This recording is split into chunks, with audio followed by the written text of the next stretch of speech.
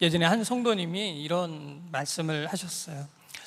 예수님이 너무 보고 싶은데 너무너무 보고 싶은데 안 보여서 너무 답답하다라고 이렇게 말씀하셨습니다. 그래서 제가 그 성도님에게 이렇게 말씀드렸어요. 성도님, 지금 예수님이 두 눈앞에 보이면 큰일 납니다. 우리가 육신의 몸을 입고 살아갈 때에는 주님의 모습을 볼 수 없죠. 훗날 하나님 나라 가게 되면 그때 비로소 우리의 두 눈으로 주님을 직접 대면하여 볼 것입니다. 물론 그 성도님도 지금 눈으로 주님을 꼭 내가 간절히 보고 싶다라는 의미로 말씀하신 것은 아닐 것입니다. 뜨겁게 주님을 만나보고 싶다, 느끼고 싶다, 그런 열망을 표현한 것이라고 생각합니다. 누구나 주님을 뜨겁게 만나고 싶은 그런 열망이 있죠. 실제로 많은 사람들이 주님을 인격적으로 또 뜨겁게 만나곤 합니다. 저도 중학교에 들어가던 그 해에 주님을 만났습니다. 그 이전까지는 교회에서 먹을 거 준다고 해도 절대로 교회 가지 않았습니다. 어린 학생 시절 그 먹을 거의 유혹이 얼마나 또 심하고 또 그 먹고 싶은 마음이 얼마나 또 간절합니까? 그런데도 저는 절대로 교회에서 주는 것을 먹지 않았습니다. 제가 키가 작고 또 이렇게 약해 보여도 심지는 강하거든요. 그러다가 한 친구의 전도를 받아서 교회에 나가게 되었습니다. 우연히 나가게 되었어요. 하니까 너무 좋더라고요. 또래하고 어울리는 게 좋았습니다. 게다가 예쁜 교회 누나가 제 손을 꼭 잡고서 내일 또 오라고 얘기했습니다. 그래서 내일 또 나갔습니다. 그리고 그 다음 주에 또 나갔습니다. 그리고 그 다음 주에 또 나갔어요. 그렇게 교회에서 친구들과 노는 것이 즐거웠습니다. 형님들이 있고 누나들이 있고 동생들이 있고 함께 어울려 노는 것이 즐거워서 교회를 계속 나갔습니다. 그러다가 저희는 그때는 작은 교회였기 때문에 인원이 많지 않았거든요. 그래서 중고등부, 청년부가 다 같이 함께 겨울 수련회로 기도원에 갔습니다. 그리고 그 기도원에서 저는 주님을 인격적으로 만나게 되었습니다. 이전까지 저는 그래도 비교적 착하게 살아왔다고 생각했었거든요.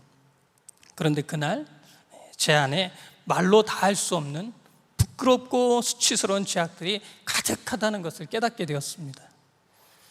그런 내가 벌을 받아야 마땅한데, 죽어야 마땅한데, 부활하신 예수님께서 나를 위해서 십자가에 그 모든 죄악들을 다 짊어지시고 나를 대신하여 죽으셨다가 부활하셨다는 그 사실을 깨닫게 되었습니다. 그것을 알게 된 이후에 얼마나 예수님께 죄송한 마음이 들었는지 모릅니다. 나를 위해 죽으신, 대속해 죽으시고 부활하신 그 예수님, 모진 고통을 그 십자가에서 담당하셨을 그 주님이 얼마나 또 감사했는지 모릅니다. 흐르는 눈물을 주체할 수가 없었습니다. 그날 저녁 부활의 주님은 저에게 그렇게 찾아오셨고 주님의 사랑을 저는 그곳에서 깊이 있게 뜨겁게 느낄 수 있었습니다. 저는 예수님을 믿기로 결단했고 저의 마음의 구주와 주님으로 예수님을 영접했습니다. 그날 정말 기쁘고 감사했어요. 이 기쁨을 주체할 수가 없었습니다. 마침 강사 목사님이 앞에 나와서 특송하고 싶은 사람 이렇게 나오라는 거예요. 저는 극아이의 성향을 가진 사람이거든요. 극내성적인 성격의 사람입니다. 선생님께 질문하고 싶은 것이 있어도 손을 들면 이렇게 막 가슴이 떨려가지고요. 손을 못 들었던 사람입니다. 화장실을 가고 싶어도 손을 들어서 화장실 가고 싶다 얘기해야 되는데 그 얘기를 못했던 사람이었어요. 그런데 그날은 확실히 제가 제정신은 아니었던 것 같습니다. 저 맨 뒤에 있던 제가 손을 번쩍 들고서 앞으로 나왔습니다. 이렇게 잘 정리된 의자가 있는 곳을 이렇게 막 온 것이 아니라 바닥에서 이렇게 잠도 자고 예배도 드리던 그러한 기도원 자리였거든요. 사람들이 빼곡하게 앉아 있는데 그 자리를 제가 뒤에서부터 막 삐죽고 앞으로 이렇게 나왔습니다. 그런데 생각보다 시간이 오래 걸렸어요. 그래서 겨우 강단 앞에 막 도착했는데 목사님이 이제 그만 하는 거야. 평소 같았으면 소심한 제가 조용히 자리로 그냥 조용히 돌아갔을 텐데 그날은 달랐습니다. 안 된다고, 목사님 안 된다고, 저 꼭 찬양하고 싶다고 그렇게 목사님께 말씀드렸어요.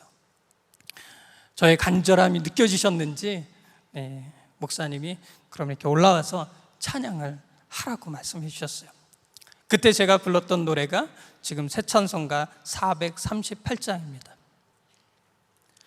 내 영혼이 은총 입어 중한 죄 짐 벗고 보니 슬픔 많은 이 세상도 천국으로 화하도다. 할렐루야 찬양하세. 내 모든 죄 사함 받고 주 예수와 동행하니 그 어디나 하늘나라.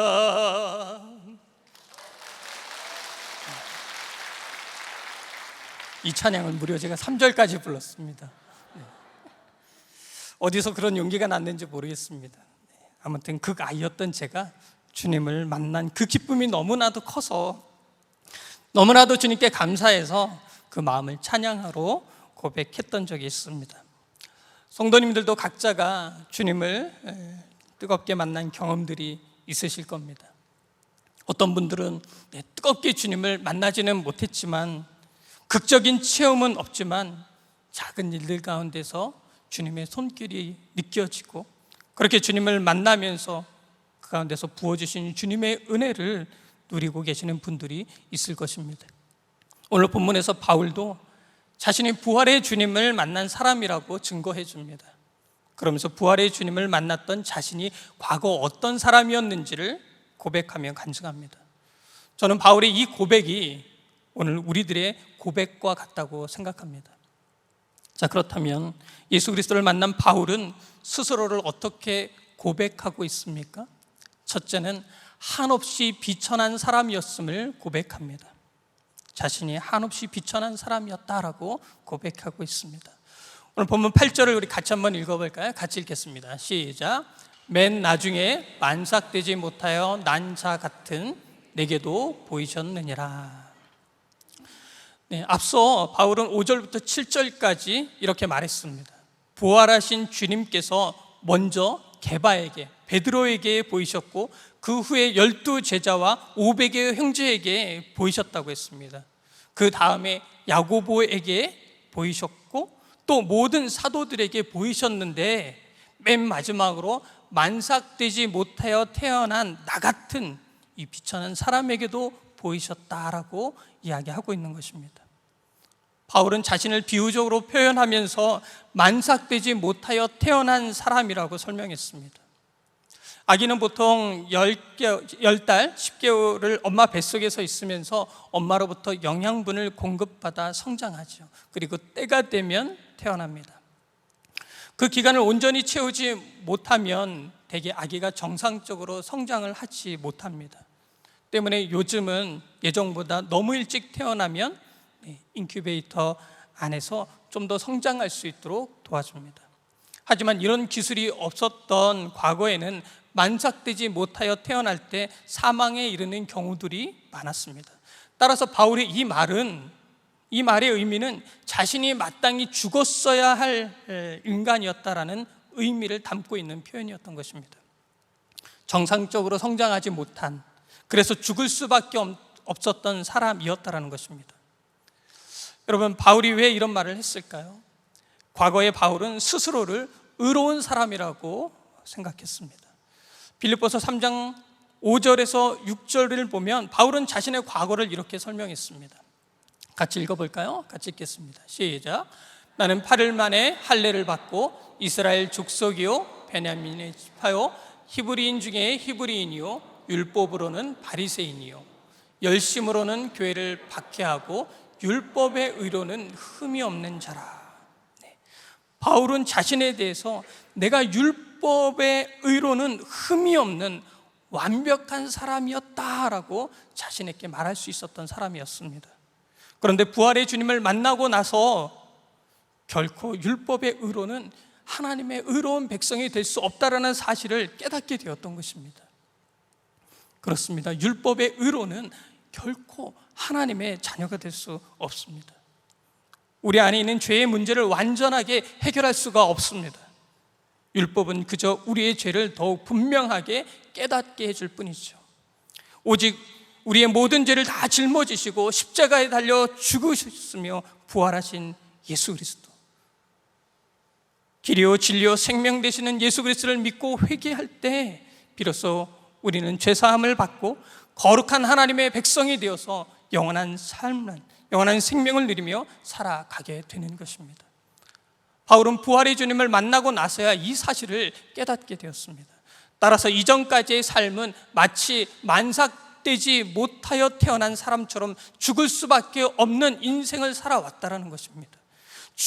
죽어라 율법을 지키며 살아왔지만 율법의 의로는 흠이 없을 정도로 그 율법을 지키며 살아왔지만 되돌아보니 그것조차 나의 의였고 그래서 죽을 수밖에 없었던 비천하고 허물 많은 인생을 살아왔음을 바울은 깨달은 것입니다.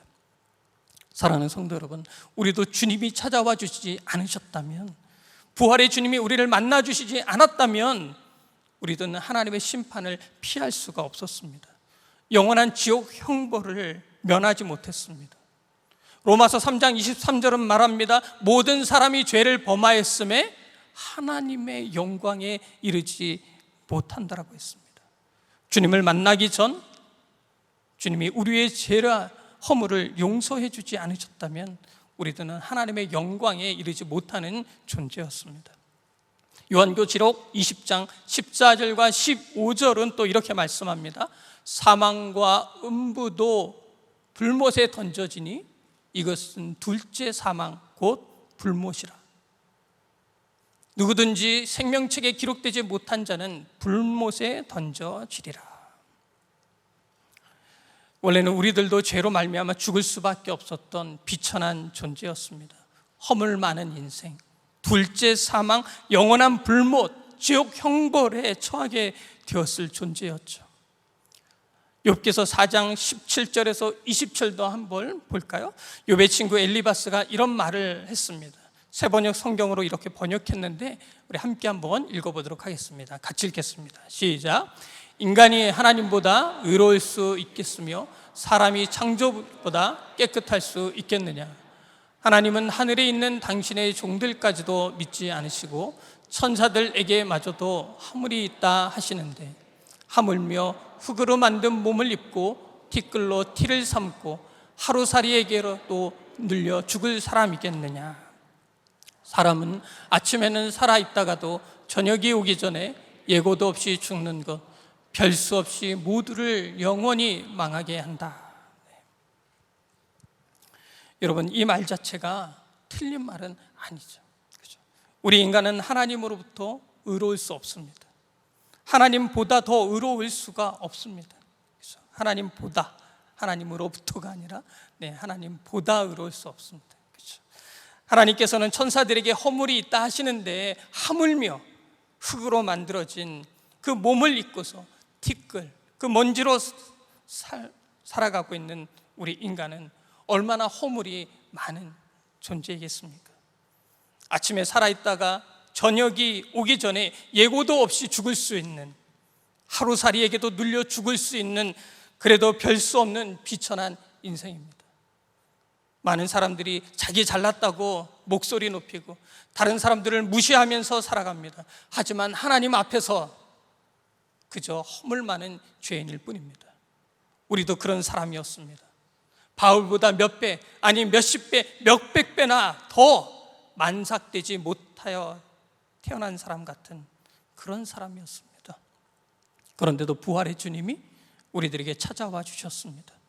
한없이 허물 많은 비천한 우리들을 감싸 안아주시며 허다한 우리의 허물과 죄악들을 하나하나 주님의 그 십자가 사랑으로 덮어주셨습니다.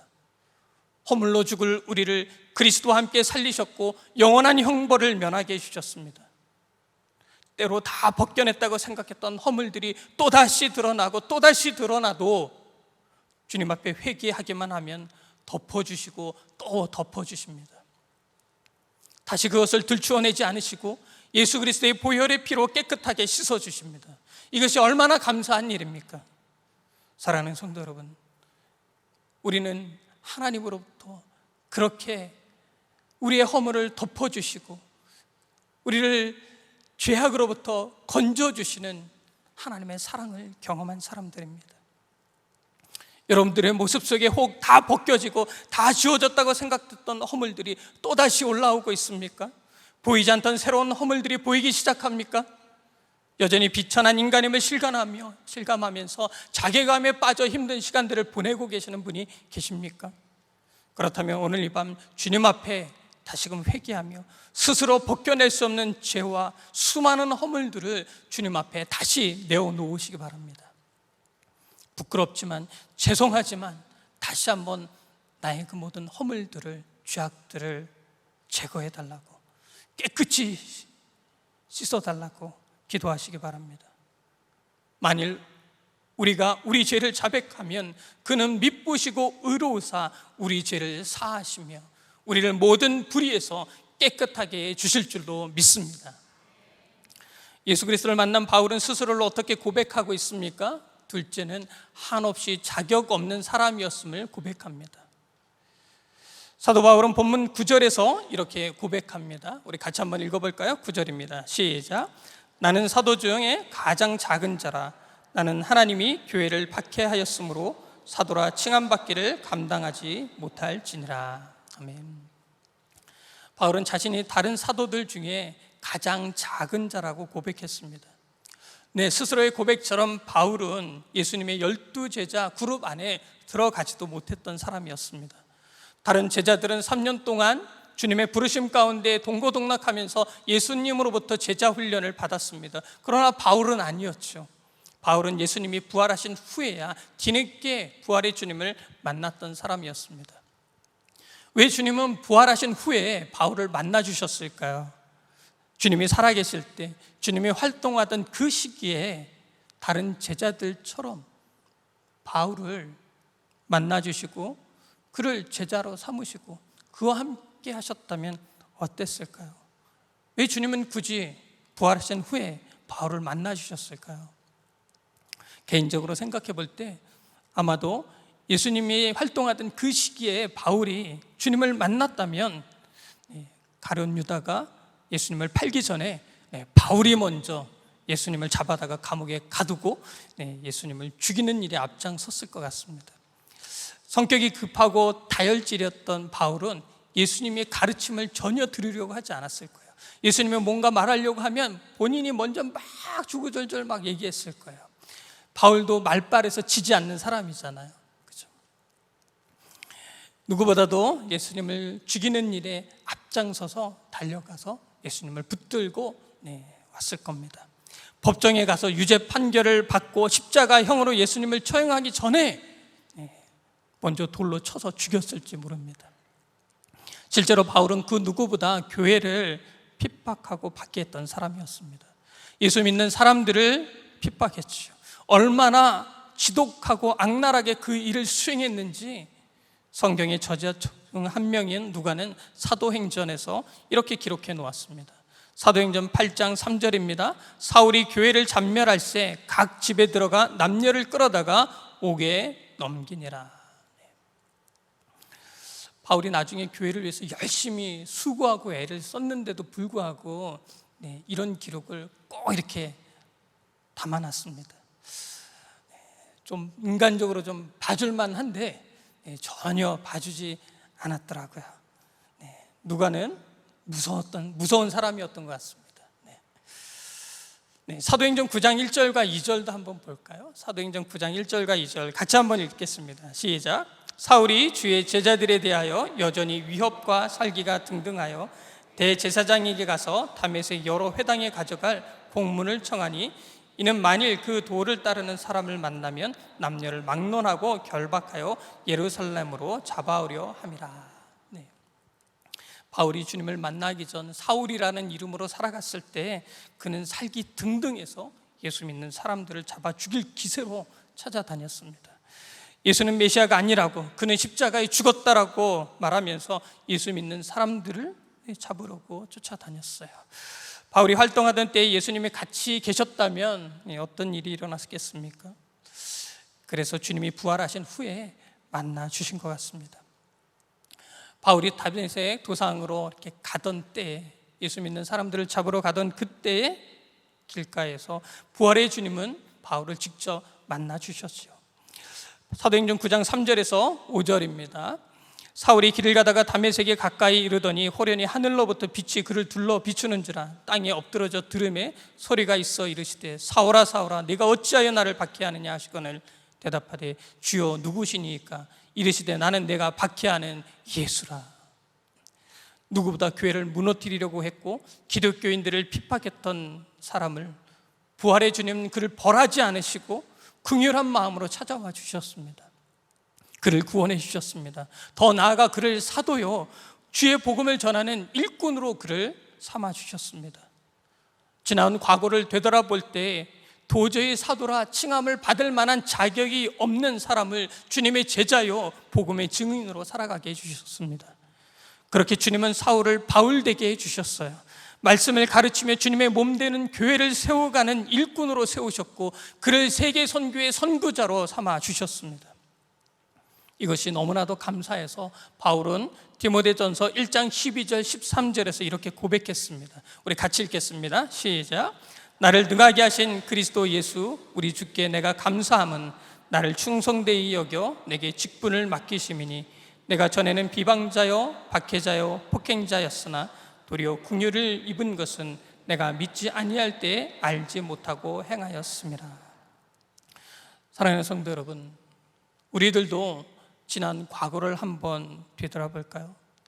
우리가 주님을 만날 만한 자격이 충분한 사람이었습니까? 우리가 직분을 받고 각자 봉사의 자리에 서서 사역을 감당하고 있지만 그 직분을 감당할 만한 충분한 자격과 자질을 갖춘 사람이어서 주님으로부터 그 직을 위임받아 주어진 역할을 감당하고 있는 것일까요? 아니죠. 그럴 만한 자격이 있는 사람은 아무도 없습니다. 요한복음 1장 27절에서 침례 요한이 고백한 것처럼 나는 그의 신발끈을 풀기도 감당하지 못할 사람입니다. 그럼에도 주님께서는 사도 바울을 찾아와 주시고 만나 주셨던 것처럼 아무런 자격도 없고 공로도 없는 우리들을 먼저 찾아와 주셨습니다. 만나 주셨고 구원해 주셨습니다. 하나님의 자녀로서의 지위를 회복시켜 주셨습니다. 더욱이 보잘것없는 우리들을, 아무런 자격 없는 우리들을 충성되이 여겨 우리에게 직분을 맡겨 주셨습니다. 부모로서의 역할, 자녀로서의 역할, 학생으로서의 역할, 사회인으로서의 역할, 무엇보다도 하나님 나라 확장을 위한 평신도 선교사로서의 역할 등등 많은 일들을 믿고 맡겨주셨습니다. 자격 없는 우리들에게 주님이 기뻐하실 많은 일들을 맡겨주셨습니다. 5월 25일 저녁 올해도 임직식이 있을 예정입니다. 많은 분들이 안수 집사로 권사로 임직을 받습니다. 자격이 있어서 받는 것이 아니라 자격이 없음에도 불구하고 하나님께서 허락하신 주님의 몸된 교회를 위해 더욱 헌신하라고 그 직을 임명해 주시는 것입니다. 그러므로 하나님으로부터 직분을 받고 역할과 사명을 받은 우리들은 더욱 감사함으로 그 사명을 감당하며 살아가야 할 것입니다. 더욱 겸손하게 살아가야만 합니다. 진실함으로 주님 앞에 서서 주를 위해 헌신하며 살아가야 합니다. 계시록 2장 10절 하반절은 이렇게 말씀합니다. 네가 죽도록 충성하라. 그리하면 내가 생명의 관을 내게 주리라. 아멘. 사랑하는 성도 여러분, 하나님 앞에서 충성하시기 바랍니다. 죽도록 충성하시기 바랍니다. 사람이 아니라 하나님 앞에서 충성하시기 바랍니다. 그럴 때 주님은 우리들을 기쁘게 여기시고 또 귀하게 여겨주실 줄로 믿습니다. 우리들의 삶을 굽어 살펴주시고 약속하신 대로 생명의 면류관을 허락해 주실 줄로 믿습니다. 저와 여러분들의 삶을 끝까지 책임져 주시고 계속해서 크고 놀라운 일들을 믿고 맡겨 주실 줄로 믿습니다. 자, 예수 그리스도를 만난 바울은 스스로를 어떻게 고백하고 있습니까? 마지막 세 번째로는 한없는 은혜를 입은 사람이었음을 고백합니다. 한없는 은혜를 입은 사람이었음을 고백합니다. 우리 본문 10절 말씀 같이 읽겠습니다. 시작. 그러나 내가 나된 것은 하나님의 은혜로 된 것이니 내게 주신 그의 은혜가 헛되지 아니하여 내가 모든 사도보다 더 많이 수고하였으나 내가 한 것이 아니요 오직 나와 함께 하신 하나님의 은혜로라. 아멘. 앞서 바울은 자신을 만삭되지 못하여 난 자 같은 사람이라고 고백했습니다. 사도 중에 가장 작은 자요 교회를 박해했던 사람이었다고 했습니다. 그런데도 원수와 같은 자신을 주님이 찾아와 주셔서 구원해 주셨고 새 사람 되어 살아갈 수 있게 해주셨음을 고백했습니다. 그렇습니다. 주님은 더 이상 과거의 사울이 아니라 지금의 바울이라는 새로운 사람으로 살아가게 해주셨습니다. 그래서 바울은 자신을 돌아보며 지금의 나의 나된 것은 어떠한 나의 노력이 아닌 한없는 하나님의 은혜였다고 10절에서 고백하며 간증하고 있는 것입니다. 바울이 사울이라는 이름으로 살아갔을 때 그가 예수님을 위해서 한 일이 무엇이었습니까? 주님을 위해 어떤 공로가 있었습니까? 아무것도 없었습니다. 도리어 예수 그리스도를 부정하고 부활하신 주님을 믿고 따르는 그리스도인들을 핍박했습니다. 그런데도 주님은 그런 자신을 찾아와 구원해 주셨습니다. 사도로 택하여 주셨고 하나님 나라의 거룩한 사역을 믿고 맡겨주셨습니다. 때로는 브리스길라와 아글라와 같은 생명을 함께 나눌 수 있는 동역자들도 보내어 주셨죠. 공동체의 중보기도와 선교 후원을 받아 사역을 지속적으로 감당할 수 있도록 은혜를 베풀어 주시기도 하셨습니다. 기도와 찬양 중에 옥문이 열리는 기적을 경험할 수 있게 해주셨습니다. 주님은 그렇게 놀라운 사랑을 일방적으로 베풀어 주셨습니다. 도저히 갚을 수 없는 사랑을 거저 주셨습니다. 그래서 은혜인 것입니다. 모든 것이 은혜였습니다. 바울은 주님으로부터 받은 그 은혜가 너무 커서 조금이라도 주님의 사랑에 보답하고 싶었습니다. 그래서 다른 사도들보다 더 많이 주를 위해 수고했습니다. 복음을 전하는 일에 열심을 내었습니다. 전도하는 과정 속에서 많은 핍박과 환난도 당했지만 감사하게도 믿음의 열매 또한 풍성히 거둘 수 있었습니다. 바울은 자신이 그렇게 할 수 있었던 것, 많은 영혼을 추수하는 그 기쁨을 누릴 수 있었던 것은 스스로 노력해서 얻은 결과가 아니었다는 것을 알았습니다. 주님이 함께해 주신 덕분이요 주님이 부어주신 은혜였음을 알았습니다. 바울은 그것을 믿음으로 고백했던 것입니다. 우리 삶도 마찬가지입니다. 허물 많고 자격 없는 우리들을 구원해 주셨습니다. 주를 위해 살아갈 수 있도록 해주셨습니다. 이 모든 것이 나의 노력이 아닌 하나님의 은혜입니다. 주님을 만났지만 여전히 주님의 십자가 앞에 나를 죽이지 못하고 고집부리며 살아갈 때에도 주님은 절대로 우리의 손을 놓지 않으십니다. 긍휼히 여기시며 하나님의 뜻에 맞추어 살아갈 수 있도록 우리의 걸음을 이끌어주고 계십니다. 크고 작은 일들을 맡겨주시고 열매들 거두며 성과를 얻으면서 살아가게 하십니다. 일용할 양식들을 매일매일 허락해 주시고 많은 것들을 누리며 살아갈 수 있도록 해주십니다. 모든 것이 주님의 은혜인 줄 믿습니다. 결코 나의 노력의 산물이 아닙니다. 우리들은 그저 하나님으로부터 한없는 은혜를 입은 사람들입니다. 지금도 그 은혜를 누리며 살아가고 있습니다. 그 은혜를 누림으로 인하여 우리의 삶이 180도 달라지지 않았습니까? 죽음의 강을 지나던 삶에서 생명의 강을 지나는 삶으로 변화되었습니다. 나 자신만을 위한 이기적인 삶에서 타인을 사랑하고 배려할 줄 아는 이타적인 삶으로 변화되었습니다. 나의 욕망을 추구하는 삶에서 이제는 하나님의 나라와 의를 먼저 구하는 삶으로 변화되었습니다. 이러한 변화들이 오롯이 나의 얻어진 결과입니까? 내 의지로 만들어낸 것입니까? 아닙니다. 나의 마음과 생각의 변화, 나의 태도와 삶의 변화와 오직 우리를 사랑하시는, 나를 사랑하시는 주님의 은혜로 된 것입니다. 사랑하는 성도 여러분, 오늘 바울의 고백처럼 나의 나된 것은 하나님의 은혜로 된 것입니다. 내가 주를 위해 다른 누구보다 수고하였지만 그 또한 내가 한 것이 아니요 하나님의 은혜로 할 수 있었던 일들입니다. 우리는 그렇게 하나님으로부터 받은 수많은 은혜를 잊어버리면 안 됩니다. 주님이 베풀어 주신 한없는 은혜를 기억하며 감사함으로 주와 동행하는 거룩한 삶을 힘써 살아가야 할 것입니다. 은혜의 원천 되시는 예수 그리스도, 죽음을 이기시고 다시 부활하신 그 주님을 증거하는 삶, 그 주님을 위해 더욱 헌신하는 삶을 살아가야 할 것입니다. 나아가 주님으로부터 받은 그 풍성한 은혜를 이제는 많은 사람들에게 아낌없이 강물처럼 흘려보내는 축복의 통로의 삶을 살아가야 할 줄로 믿습니다.